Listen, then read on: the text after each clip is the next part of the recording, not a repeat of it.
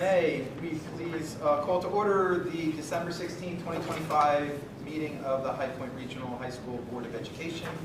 I ask that you please stand for the flag salute.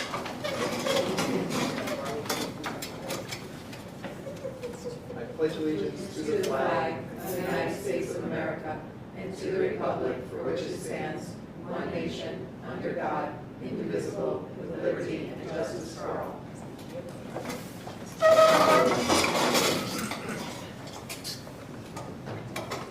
The Open Public Meetings Act statement, New Jersey Open Public Meetings Law was enacted to ensure the right of the public to have advance notice of and to attend the meetings of public bodies at which any business affecting their interest is discussed or acted upon. In accordance with the provisions of the Act, the Board of Education has caused notice of this meeting to be published by having the date, time, and place thereof posted at the Augusta, Branchville, and Sussex post offices, and notice sent to the New Jersey Herald, the Sunday Herald, and the clerk of the boroughs of Branchville and Sussex, and the townships of Frankfort, Lafayette, and Wantage. Our mission statement. High Point Regional High School, in partnership with staff, family, and community, is dedicated to the quest for individual excellence. By fostering high standards of achievement, we prepare students to become responsible and productive members of a diverse society. May I ask for a roll call, please? Ms. Pelsack? Here. Ms. Diaz? Here. Ms. Schuman? Here. Ms. Gall? Here. Mr. Van Stone? Here. Ms. Longberg? Here. Ms. Wise? Here. Ms. Forsey? Here. Mr. Dunn? Here. Dr. Ripley? Here. We have a quorum.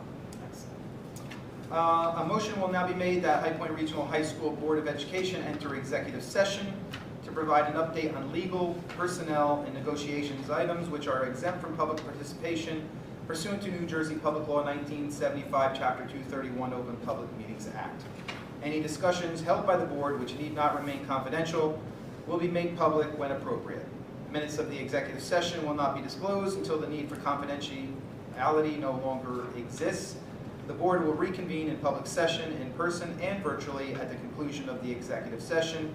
It is not anticipated that any action will be taken.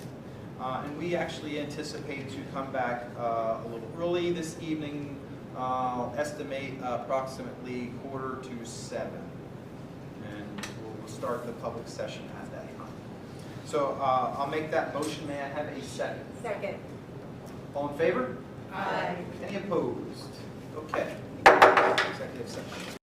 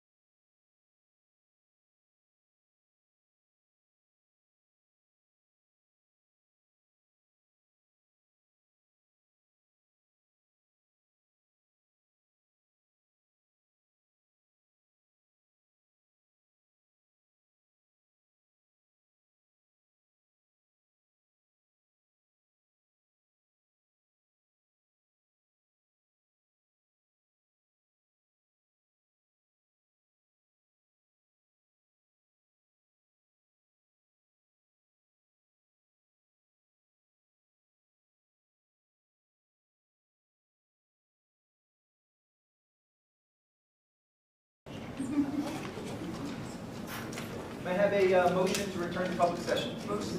And a second. Second. All in favor? Aye. Any opposed? Okay, we have returned to public session. So, according to our agenda, we have next up is approval of minutes, the regular meeting minutes from November 25th, 2025, and executive session minutes also from November 25th, 2025. Make that motion to accept. May I have a second? Second. Any comments or corrections? Seeing none, roll call on the approval of minutes, please. Ms. Palsak? Yes. Ms. Schuman? Yes. Mr. Van Stone? Yes. Ms. Wise? Yes. Ms. Orsi? Yes. Ms. Longberg? Yes. Ms. Gall? Yes. Ms. Diaz? Yes. Mr. Dunn? Yes. Passes. Okay, public comments on agenda items only in accordance with the Open Public Meetings Act. We will open for public comments. At this time, each speaker should state his or her name and address. You will have 3 minutes to address the board, which will be timed by myself. We will limit this section to no longer than 45 minutes. Please be respectful and mindful that your comments are being recorded. And as usual, we have 2 methods to address the board, one in person and the second virtual to the email address that we have posted. And I'm going to look to see if we have any comments there. And seeing none in the room, may I have a motion to close public comments? A second. Second. All in favor? Aye. Any opposed? Okay. That brings us to presentations. First, we have Dr. Ripley who will present some service plaques. You know, every year we have the opportunity to welcome in new board members and say goodbye to others. And people talk about public service. People often say about, whether you're in Congress or you're a part of the government, but they get paid. And the servants here this evening who come of their own time and their own will, you are true servants because you are not being compensated.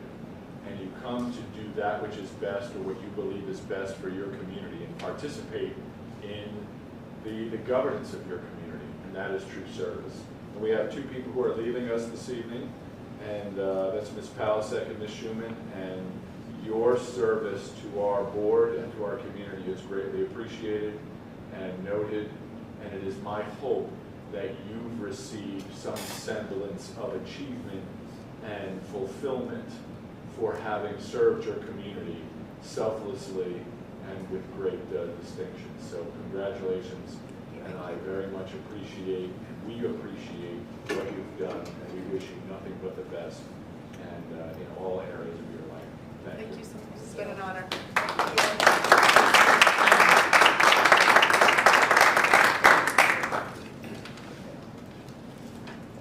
If I may just personally add to that, I have now served with both of you a number of years. And, I want to thank you for your time that you've given freely and the skills that you've brought to this board have complemented the rest of the board members that have sat with you. I mentioned to you earlier, Liz, that the things that, like putting together baskets and selection of scholarship recipients are things that I'm going to have to find somebody else to help do that. And Tina, the things that you've helped with, both of your knowledge of the finance world have helped me do my job. It's sad seeing you both go. Thank you. It's been a Thanks. pleasure to serve. Could come back. Yeah, you can come back and Could come back. thank you very much. Thank you very much. Okay, I saw Mr. Oriani come in right in time for his presentation as Speaker of the House Student Council. If you want to proceed with your updates.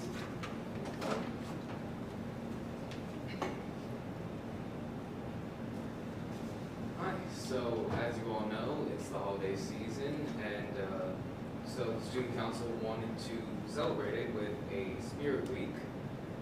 It's starting on odd days, starting on Wednesday, since winter break is coming up and it's going to cut off a week short. But it starts off on Wednesday, tomorrow, 12/17, where we want the everybody to wear red and green for a Walking in a Winter Wonderland Wednesday. And there's going to be, during lunch, rocking around the Christmas tree in your favorite Christmas accessory, add a Santa hat, headband, jewelry, and sock to your outfit.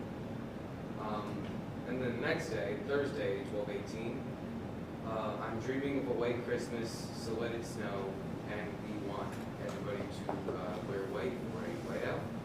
On Friday, baby is cold outside, ugly Christmas sweater day. And then the following Monday, 12/22, it's going to be wearing blue, white, or silver, or gold to celebrate Hanukkah, so that way we can celebrate all the holidays. And then on Tuesday next week, it is going to be a half day, and so we can have a pep rally to where it is also going to be a pajama day for onesies, sweats, and slippers. And also to note with the hallway decorating contest between the freshmen, juniors, sophomores, and seniors, the crown went to the seniors this year. The Winter Wonderland hallway decorating. Thank you. The hallways look beautiful. They do.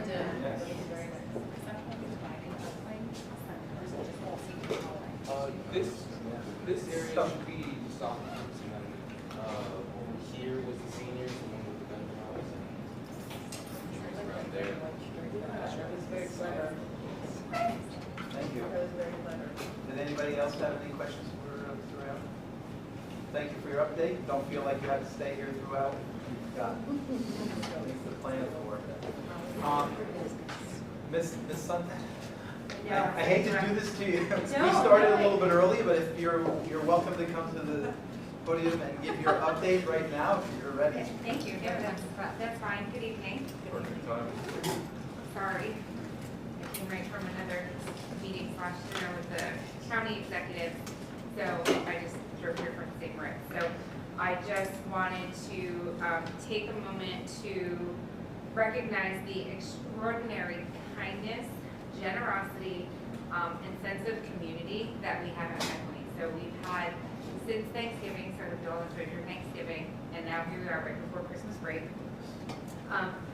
Even though that times have been difficult for so many of our staff and community, I feel like we are taking a step in the right direction, and it has been inspiring to see how much our staff and our students have donated, not only their time, but as well as their money to support others in need. So a couple of things that have happened since Thanksgiving break.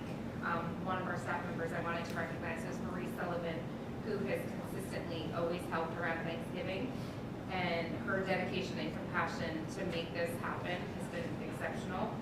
This year she said it was an unprecedented, record-breaking, almost $1,500 was raised, all went directly to providing Thanksgiving meals to members of our community. And once again, I think it's just a testament to the heart of this district. So, and John and I met this morning and we just talked about how great it is to work here and see things like this. So another one is our English teacher, Jill Schaefer. She's an advisor for student council. Her leadership with the stocking stuffer, which we've been doing now, and she is on top of it, constantly sending emails out. We have 7 families still in need, and staff members can either donate anonymously or they can highlight if they do make purchases that are going to go to families in the district as well. And I think it just makes a difference at this time of the year. Another one is one of our math teachers, Sue Slack, also would pass it along. She does an annual coat drive, and she also said that this has been the largest collection that we've had in several years, which is really nice. So that, I think, again, the generosity of with our district, so that way individuals in our community don't have to, they're staying warm through the holiday season. And last but not least, Aaron Bang and Bill Percy for their efforts with the food bank. We've had kind of like a pour out for what we need for the food bank, and their leadership and commitment to constantly making sure that families have access to their essentials as well as foods through this time of year. And truly last but not least, John for his support in all of these efforts to constantly encourage everyone here to participate and give back. So his support means a lot to us as a staff to make all of these initiatives successful. And that I've been super proud. I know I'm consistently learning month after month, so it has been very rewarding, and the support that I've received from the administrators has been great. And again, being a part of this community has really meant a lot to me. So I'm grateful for that, and I want to wish all of you a happy and safe holiday season as well. Thank you. Thank you. Thank you.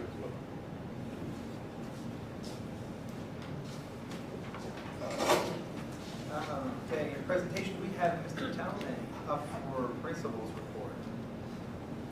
Good evening, everybody. How are you doing on this beautiful night?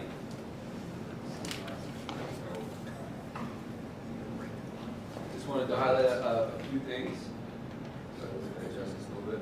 How's everybody doing, all right? Well, We have a lot of student recognition. Just wanted to kind of go through. I think it's important to make sure that they're heard and they're seen. So performing arts is busy, very busy this time of year, specifically going out in our community and doing a lot of great things. So we're very proud of that. Underneath the leadership of Mrs. Slaney and Mrs. Martin, they do a tremendous job as kind of the face of our community, our school community out all the time. So just a couple things our chamber singers are involved with. We call it a community tour. A lot of these things are late evenings, late at night. So they have the responsibilities to get their stuff done and also participate in this. So they'll be at Wallkill Valley Rotary, the Sussex Presbyterian Church, and also part of WSUS, which will be on Wednesday. So Wednesday and Thursday, they're big night outs. So if you get a chance, usually it's about 8:30 in the morning on Wednesday for them to be on the air, but they will replay that later on as well, and you can go back and look at it. So great job for them being out in the community. We had our candlelight concert last week, which was our choir and also band, and then there's breakouts of that, ensembles of that as well. And it was a beautiful, beautiful choir, beautiful band, and really cool to see the students full capacity, which was great to see. The stage was full. Choir and band, and it was really a great thing to see because that's definitely an area that has been growing after COVID because the performing arts across the country took a big hit after that. A couple of students that were recognized for band and also for choir, for all-state mixed choir, Michaela Walsh, Charles Ineco, Brule Calaruso, and Grace McAvoy achieved that accomplishment. For all Sussex County band, Haley Brown for flute, Laura Manon for flute, Onyx Margiotto for clarinet and fourth chair, which is really, really good when I'm told. Mackenzie Zollinger for clarinet, Layla Praxel for alto saxophone, Jack Gainey for baritone saxophone, first chair, very, very good, and then Logan George for baritone saxophone as well. So these are the students that over the course of the last month have been honored and recognized for different achievements, and I just want to say thank you to the Board of Education particularly because it's difficult and challenging to support all these great outreaches and great programs for our students, and you can hear them and see them literally thriving in that. Also, we had, again, for the other side of arts, our fine arts, and area that we also thrive in. We had our Wallkill Valley Art Show. So students get invited. You can see you're surrounded by art that's around you. They get invited to these art shows around the county, participate with their work along the way. So we had several students that went. Some names you may recognize: Nora Van Stone, congratulations, Mr. Van Stone. Malcolm Fortuneheimer, Morgan Moran, third place, Ribbon and Crafts, Owen Castilla, Carly Matthews, Victoria Myers, Juniper Boyle, Jaden Aguero, Roxanne Kemline, and Trevor Unex, all were honored and recognized at the art show. So again, a way for our students to be out there in the community. We're just very proud of that. It's not about if they get the ribbons or anything else. It's nice, it's great, and then to be part of something that's really, really a great opportunity. So kudos to our art teachers and our band and music teachers for putting those students out there. Also recently we were able to announce that our Pass It Along Scarlet Athlete, for those that do not know, Pass It Along is a county organization, and each year they sponsor a Scholar Athlete program. And that program is historically one of the longest standing programs in our county. And they recognize a student athlete from each one of the schools in the county. They do a very nice dinner for them later in the spring. And it is probably one of the longest standing accomplishments that they are able to do as a county. We talked about our local Pass It Along, which we have here at High Point. This is the county Pass It Along. So our Scholar Athlete this year is Claire Saminsky, who is actually playing basketball right now, just left from there. And she's on the court. Claire is a three-sport varsity athlete: track, soccer, and girls basketball. So we're very proud to have her as our scout athlete, and she'll be recognized amongst the other category recipients later on in March. What's really neat about this program is it's kind of been revamped and redesigned in the course of time, but they actually will work with the other 12 scout athletes in the county, and they'll do a service project together. And they get to choose it. The students get to choose it. They get to design it. It's really cool to see them come together. Sometimes they know each other, right, from sports. Sometimes they don't. And they come together and do a service project like that. Last year they did a second annual unified basketball tournament that they kind of coordinated and completed. So look forward to see what that's going to be. Also, along the same lines, kind of blend a little bit with athletics as well. So also playing basketball this evening, right now, as we speak, is our National Girls and Women's in Sports Day nominee, which is Kennedy Shepard. She'll be honored at a Rutgers basketball game. And again, a very, very great program. They bring the recipients down to Rutgers at a basketball game that's going to be later on in February, and then they bring everybody out at halftime, recognize all the individuals that were recognized across the state. So congratulations to Claire and Kennedy for very, very, very honorable achievements and also well-deserved. Some events that we have coming up: 8th grade open house. Hard to believe that we're here, but we're here. So 8th grade open house is going to be January 8th when we come back from break. So we're excited about that, planning a way to welcome really the second stage. We look at our stages of 8th grade transition very intentionally. As a regional school, it's very, very, very challenging, but also very, very rewarding, right? So we have regional schools that come in. Our job is to transition students from where they're at, whatever school they may be, public or private schools, into High Point Regional High School. So our first step in that is our 8th grade tours, which we talked about earlier in the fall. Our second step is, intentional step, is 8th grade open house. Then there'll be some scheduling along the way where our counselors go down and schedule 8th graders in their home districts. And then we'll have another event later on in the spring, which is more just, again, bring them together to be together as part of High Point. And then our final fourth step of that transition is the 9th grade orientation, which will be their beginning of their journey here. So try to be very intentional about that steps, and that's a great night. Kudos to the guidance department and all the many supervisors that are working on getting that ready to go. We also have the following week after that another great community event, our district music and arts celebration night. This has been going on for several years now. That's on January 15th.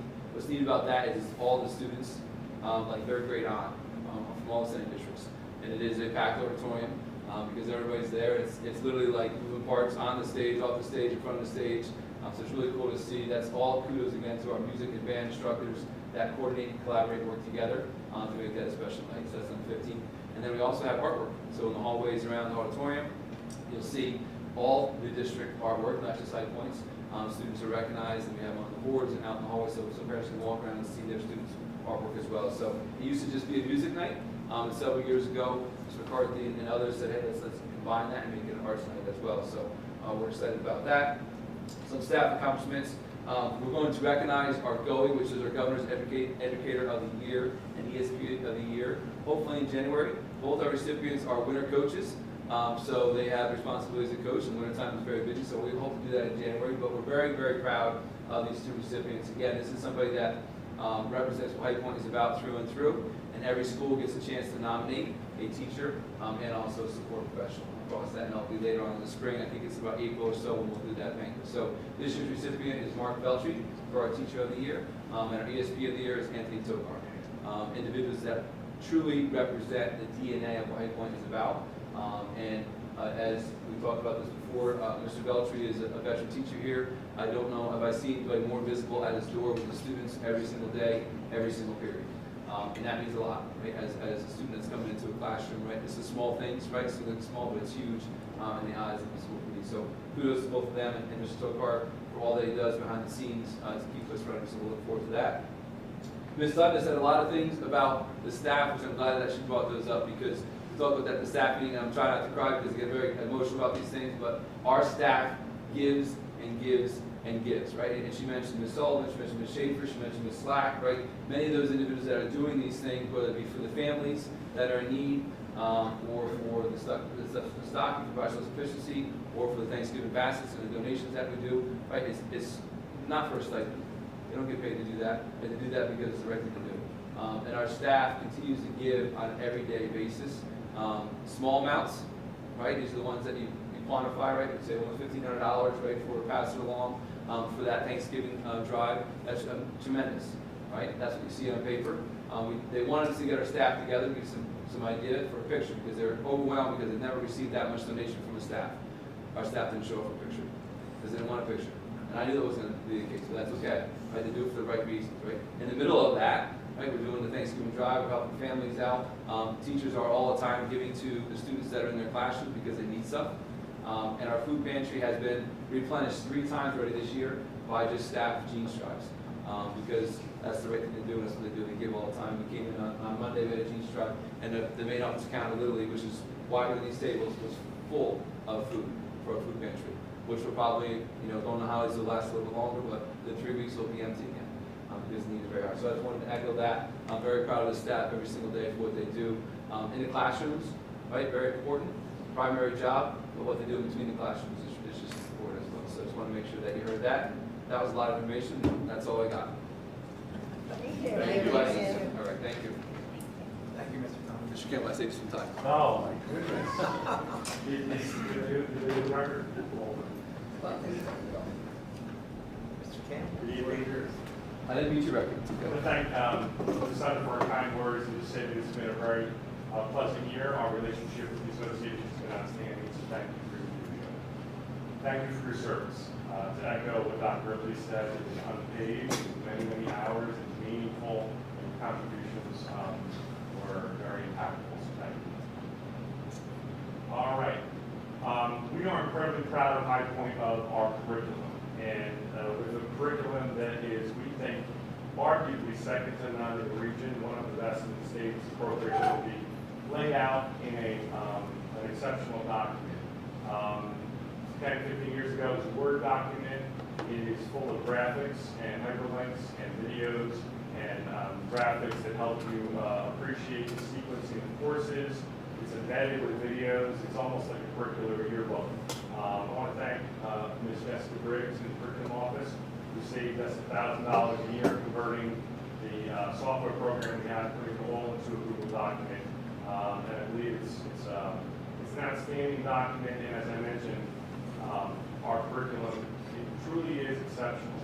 What's been particularly challenging is our enrollment has contracted over the past decade, but our teachers have continued to teach half-year courses and multiple preps, etc., to ensure that those foundational courses are still running, still experienced.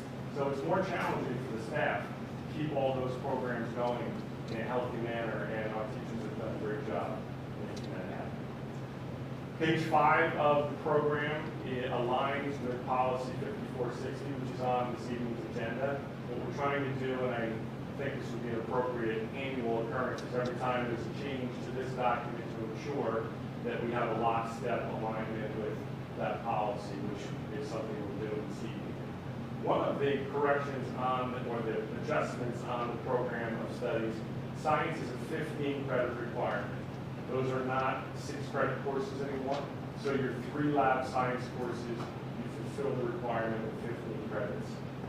Also, kind of interesting, the state of New Jersey is beginning to break away from saying students must take biology, chemistry, physics, etc. And what they're moving towards is saying, here are the standards, you must meet the standards, and you must engage for at least 3 years. So we're in the early stages of doing that. What we hope will come about is certification flexibility, where we can have science teachers move a little more freely into physical science and life science, etc. Health and phys ed is a very confusing requirement. It must be in your schedule at all times, but the requirement is that you earn 15 credits in order to graduate. Now, our students take 5 credits every year, so if they do happen to fail health and phys ed 1 year, they're still fully eligible for graduation, which we put some language in to help kind of clarify that. We have fewer new courses this year than in previous years. Just not a lot of new courses, but one we're particularly excited about is an AI elective. The course will be written in the spring and over the summer, and it will be completely different by September. So we're going to be following live how the technology of our students' generation. So 15, 20 years ago, the internet changed the world for a generation. And maybe 10, 15 years ago, smartphones did the same. This is the new wave of what's changing the world. Workforce leaders are not concerned about whether or not you plagiarized your high school paper. We take that very seriously. I don't mean to dismiss that. What the workforce wants to know is that you can leverage this tool to do your job more efficiently. And all of our students need to leave here feeling as if they have some confidence instilled in how to do that. How to be efficient, how to leverage these tools, but also how to balance the ethics and to make it a civics lesson. And that, of course, is so what is real, what is fake, how to verify sources is all embedded in this. In addition to that elective, which we hope will grow, we plan to target, this is just hypotheticals here, one core subject for each grade where they have a specific AI project that is really robust in how they pull data or information from AI, cite it properly, etc. We would like to be able to say that next year, every student didn't just kind of experience it, but they truly engage with it in at least one, if not more, meaningful project. So we're excited about that. A creative solution to ensure that certain classes continue to run. AP Bio, AP Chem every other year. US Gov and Econ every other year. Computer animation, video game design, likewise. What that does is it's a commitment to sophomores and juniors that we tell them, this will run. So don't worry, you didn't take it as a sophomore. It will be here when you're a senior. And we stand by that commitment and ensure that students that, for example, want to go into physical therapy or an advanced science program, AP Bio, AP Chem will be accessible for you. And by doing this, we believe it's worked very effectively. So we're pleased about that. And we continue to have the strongest AP course program in the area. Some schools have caught up, no doubt. It's a national trend that we've been on the forefront of. But we offer 29 in-seat courses with a commitment to support students through third-party virtual providers should they want to take Mandarin or another course that we can't offer in-seat. So it's a really bold commitment we've had for a long time to provide pathways to access these courses. 3 new AP courses next year. We will be debuting in its inaugural year, AP Business, which is a comprehensive honors class with marketing, accounting, and other business principles. AP African American History, and AP Pre-Calc will replace Pre-Calc honors. So we think that the resources, support, training, and curriculum available through the AP course will support teachers and students taking that advanced pre-calc class. So we're thrilled with our program of studies, very proud of it. It takes a lot of work on our staff to make the magic happen. That's a little bit about the program. Any questions on that? Will the AP business class be replacing the half-year intro to business class? Glad you mentioned that. What we plan to do, and I don't have the list in front of me, I apologize, but there are 2 or 3 business courses that we plan to not run this year, half-year courses, and we hope that they'll be absorbed by our half-year AP AI course, which will be kind of comprehensive. I'm getting the specifics on that, but I forget which actual business courses, I think there were 2 or 3 that we're kind of putting aside right now. One of the things that's important is that the program of studies is not the schedule. So the program of studies is our intentions, our hopes, our vision of providing for the most robust opportunities for our students. Staffing and teaching those is how we run the student-centered schedule. And so everything, all 29 AP courses may not run every year, but what it is it gives our kids opportunities during the 4 years of their high school career to have access to the most rigorous courses. And so that there are 2 different documents and 2 different, the vision is the program of studies. The application of that vision, given the context of resources, human and physical, is the schedule. And I would also point out, it's not our goal, we have to have the most APs. We value the AP experience, but it's not always appropriate. we pulled back from AP World History for freshmen. This year, we replaced that with Honors World History. We believe it's a more appropriate curriculum for our ninth graders. And so it doesn't have the AP distinction, that's okay. It's what we thought was best. So we're not overly driven to have this thing, but we are very proud of the number that our students can access. We supplement that with concurrent enrollment and dual enrollment. So we have kids who are going to college and sophomores, particularly with the dual enrollment where kids can go to community college for half a day, take a number of credits, so that they look, as any of you may send kids to college these days, it's rather daunting. And to be able to have access to the most, to dual enrollment while they're in high school is something that we owe it to our community to provide. And we provide that, and it's a part of that vision program services. It's challenging, it's confusing, but our offerings for concurrent enrollment are massive. Tremendous opportunities there. Also, lunch today, Mr. Talamay and Sunday and I were talking about the flexibility that we've increasingly used to allow students to leave, go to SCCC, take college courses while they're here. We're doing it more and more and more, and I think we have a senior this year who's going to graduate with her associates in May, and then her high point diploma in June. And even if you don't get the full 2 years done, I think that speaks to the opportunities that are there to have that exciting experience, have a schedule here that's flexible and supported, and make those kind of things work.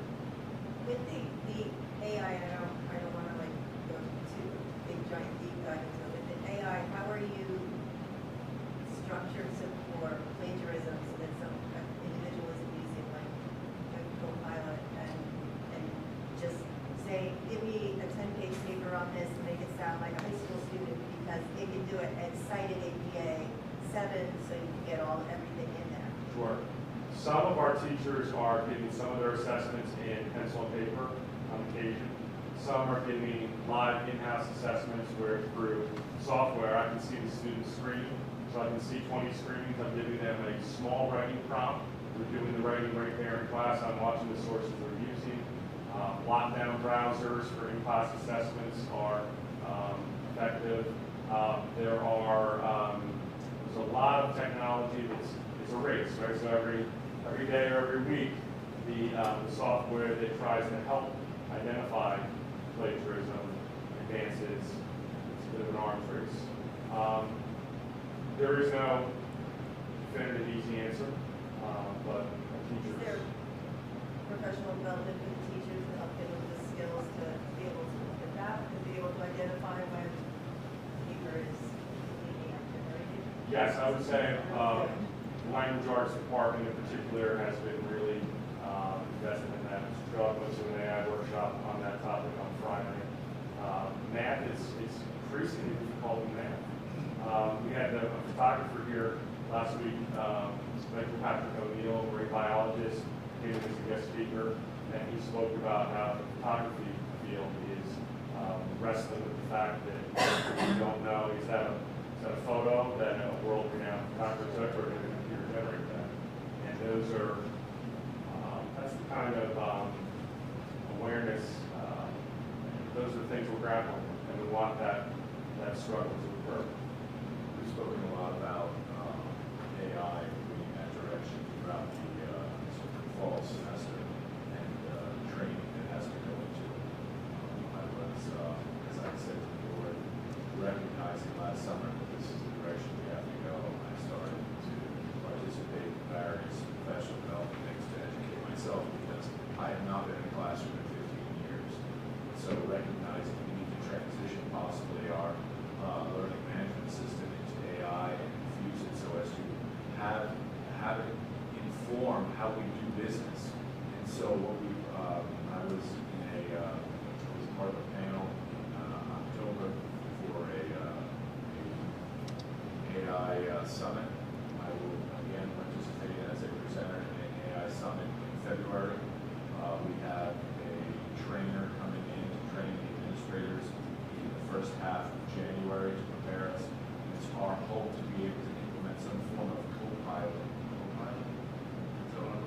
pilot, looking for to pilot some AI into some capacity for the wheeling in the spring, and then that PD, right, is going to be an ongoing process, so that we're not ready, but by September 1st we will be.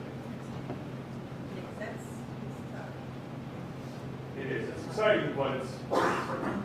Challenging for the classroom teacher to try to identify what is original work and what is very clever AI work. Yes, it is. One other topic, last week and this week, I had one of the best professional experiences ever. We have 13 students this year, and they're in the second year of the AP capstone sequence. Ms. Carrie Lauder-Keimel teaches AP seminar when they're sophomores. Ms. Heather Gonzalez teaches AP research. And if you take these two courses, along with 4 other AP exams, you graduate with an AP capstone diploma, and it's a very prestigious designation for our students. Because we had 13 students, we expanded our community panel, and it was phenomenal to have the president of SCCC, a psychologist, a local mayor, all these professionals come in and give up 3 hours of their day to listen to our students' presentations and provide them feedback based on research. Most of our panelists have done doctorate level work, and IRB's job is to ensure by law that research involving human subjects follows appropriate protocols to protect the subjects. Very, very few. I know one other high school that has their own IRB. Most schools use a local college, so we're proud to have our own. And here's some of the members that came in and were part of our IRB. It was a fantastic couple of days. And here are our students. They hit it out of the park. Unbelievably poised, articulate. These are research projects they've worked on since September. I just picked 3 of the 13, give you a sampling of the gravity of some of the questions that they're exploring.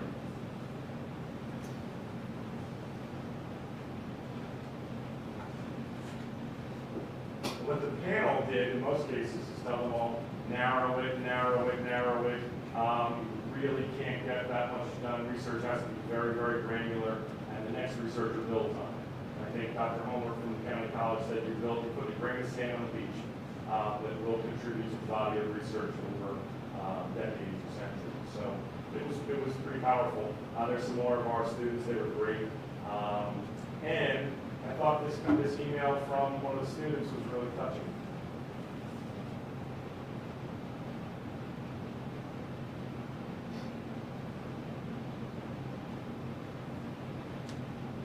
So for our young students to stand up in front of college professors and psychiatrists and have them, fire away at them with questions and hold their own was really special. So great couple days. All right, thank you. Okay, moving on to presentations, we have no other business, so we'll get right into our action items for the evening. First, we have curriculum instruction and technology. Okay. So items 1, 2, and 3 are faculty, student attendance, and the suspension report for November with attachments. And then I'd like to move items 4 through 9 together. Item 4 is the harassment, intimidation, and bullying reports for November 26th through December 16, 2025. Number 5 are the field trips, and there's an attachment for that. Number 6, professional development activities with an attachment. Number 7, the revised 25-26 school calendar due to a weather-related closing. Item 8 is approving a partnership with Caldwell University to support clinical interns in our Wildcat Wellness Center, which is a great opportunity for them and for our students. And also, and item 9 is to approve the 26-27 program of studies, which Mr. Campbell just presented to us. Was beautifully done, and I'd like to move those items together. Making a motion, seeking a second. Second. Any discussion? Roll call, please. Schuman? Yes. Ms. Longberg? Yes. Ms. Orsi? Yes. Ms. Wise? Yes. Mr. Van Stone? Yes. Ms. Gall? Yes. Ms. Diaz? Yes. Ms. Pausek? Yes. Mr. Dunn? Yes. Passes. Okay, next we have personnel. Mrs. Orsi. We have two items. Number one is approving the following substitutes for this school year: Brenda Michael, Julie Kroka, Brianna Watts. And item number two is approving Carla Joffrey as a counseling practical student through Caldwell University. That's it. Making a motion, seeking a second? Second. Any questions or discussion? Roll call. Ms. Orsi? Yes. Ms. Wise? Yes. Ms. Longberg? Yes. Mr. Van Stone? Yes. Ms. Gall? Yes. Ms. Schuman? Yes. Ms. Diaz? Yes. Ms. Pausek? Yes. Mr. Dunn? Yes. Passes. I will move the single item under extracurricular as a recommendation that the board approves Ty Rubo as a volunteer goalie coach for the ice hockey team for the 25-26 season. Make that motion. May I have a second? Second. Any comments or discussion there? As always, thank you to our volunteer coaches. If I recall, Ty was a player himself a number of years ago, coming back to give his experience on the ice. So thank you very much for your volunteerism. Roll call, please. Ms. Schuman? Yes. Ms. Pausek? Yes. Ms. Diaz? Yes. Mr. Van Stone? Yes. Ms. Gall? Yes. Ms. Wise? Yes. Ms. Longberg? Yes. Ms. Orsi? Yes. Mr. Dunn? Yes. Passes. Okay, in policy, go back to Mrs. Orsi. We have three items I'd like to do them together. Number one is approving the second reading of the new policy, acceptable use of generative AI. Number two is to revise policies, bylaw 0141 regarding Montague, adding Montague as a board member. And policy 5460, which is high school graduation, which was just an update. Item number three is abolishing regulation 5460, graduation requirements, which we determined is not necessary. Making a motion, seeking a second? Second. And any discussion or questions? I just want to recognize and maybe mention for the public, because we talked about AI tonight, that this is our effort to put in place some of those guardrails by having a policy that covers all stakeholders and users. We believe if it's not perfect, we will adapt and change, but we have to have something in that regard. The other, could I ask you, Dr. Ripley, to just mention to the public what the board member change relates, so that there's no confusion when we go into our Yes. January reorganization. So bylaws govern the decisions and the execution of the board. And so bylaw 0141 is board members and term, and the code, the New Jersey code stipulates that when districts are in a send-receive relationship, when the sending district reaches 10% enrollment in the receiving district, they are afforded a board member with full voting rights. And so this lays out the process by which the boards are to follow this bylaw, and we anticipate having a fully voting board member on the High Point board, which now will be a board of 10. Therefore, it will require a quorum of 6 and a vote of 6 affirmatives to move any of the agendas items. And so we believe that this will be in place in January. They choose the board member, who is a sitting board member that is currently on their board, and we will have that individual we anticipate at our regularly scheduled January board meeting, and High Point will now incorporate Montague as a full voting member, and we will now be a board of 10. And Montague, if you're listening, we very much welcome your presence on our board, and I guess if we could thank you for achieving the 10% threshold, good on you, right? Yes. We're hoping that it has become as much of a blessing to the Montague community as it has been to the High Point community. And now that Montague is fully institutionalized, and now we'll have a voting board member, that they are one with the High Point community, and that there's no debate or question over that, because we believe it's in the best interest of all parties, and we're very excited about it. Any other questions? Ms. Orsi? Yes. Ms. Schuman? Yes. Mr. Van Stone? Yes. Ms. Wise? Yes. Ms. Longworth? Yes. Ms. Palisek? Yes. Ms. Gall? Yes. Ms. Diaz? Yes. Mr. Dunn? Yes. Passes. Excellent. No action items under negotiations or buildings and grounds, so I will move under finance 1 through 6 together. One is a motion to accept the report of the board secretary, business administrator for November 2025. 2 is a recommendation to accept the report of the treasurer for the same month. Item 3 is recommendation to approve the reported transfers and minimum expense transfer report for the same month. Item 4 is a recommendation to approve for payment the attached schedule of audited bills dated December 16th, 2025. Item 5 is a recommendation to accept the adult education agency account, athletic account, cafeteria account, construction account, principals petty cash account, scholarship account, school store, and student activities reconciliations for November 2025. Item 6 is a lengthy resolution about surplus property being sold through Gov Deals that is probably not worth reading in its entirety. There are 2 units that are going out for sale, and we have to have a resolution to do that. So that is item number 6. I'll make the motion on 1 through 6. Can I have a second? Second. Any discussion or comments? Ms. Schuman? Yes. Ms. Palisek? Yes. Ms. Diaz? Yes. Ms. Orsi? Yes. Ms. Wise? Yes. Ms. Longworth? Yes.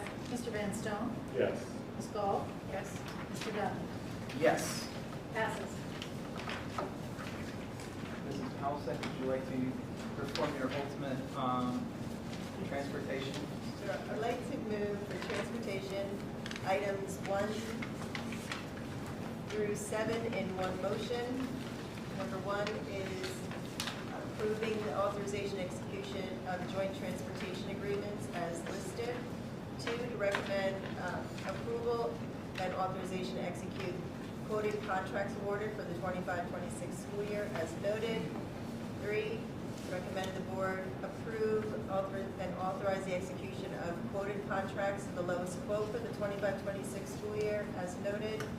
4, recommend the board, upon recommendation, approve and authorize the execution of the quoted contract awards for the lowest quote for the 25-26 school year as noted. 5, recommended the board approve and authorize execution of parental contract with the parent of student ID as listed for the 25-26 school year as noted.